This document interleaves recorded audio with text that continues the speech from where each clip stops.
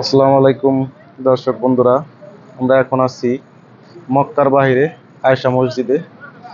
আসলে এখানে আয়েশা মসজিদে আসার মূল উদ্দেশ্য হলো আমরা এখান থেকে আহ, গোসল করে ইহরামের কাপড় পরে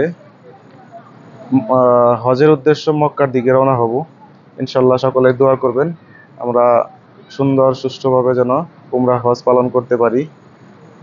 তারপরেও আমি আপনাদের আয়েশা মসজিদের একটু ভিউটা দেখাচ্ছি, একটু দেখেন।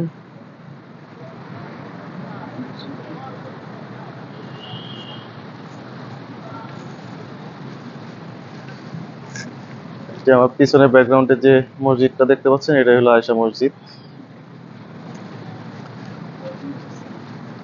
এটা হলো মসজিদের গম্বুজ। এটা হলো আয়েশা মসজিদ। আমরা এখান থেকে ইহরামের কাপড় পরে হজের উদ্দেশ্য রওনা দিচ্ছি।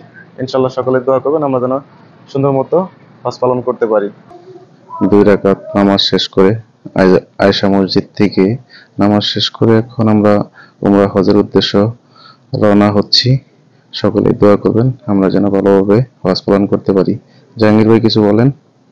আমার ওই একই কথাই, সবাই দোয়া করবেন আল্লাহ যাতে আমাদেরকে উমরা হজ কবুল করে, এবং সারা বিশ্বের মানুষের জন্য দোয়া করব আল্লাহ যারা দুনিয়ার থেকে বিদায় হয়েছে তারা যাতে জান্নাতবাসী হয়, এবং যারা জীবিত আছে আল্লাহ সকলকে নেক হায়াত দান করুক। আমিন। দুইটা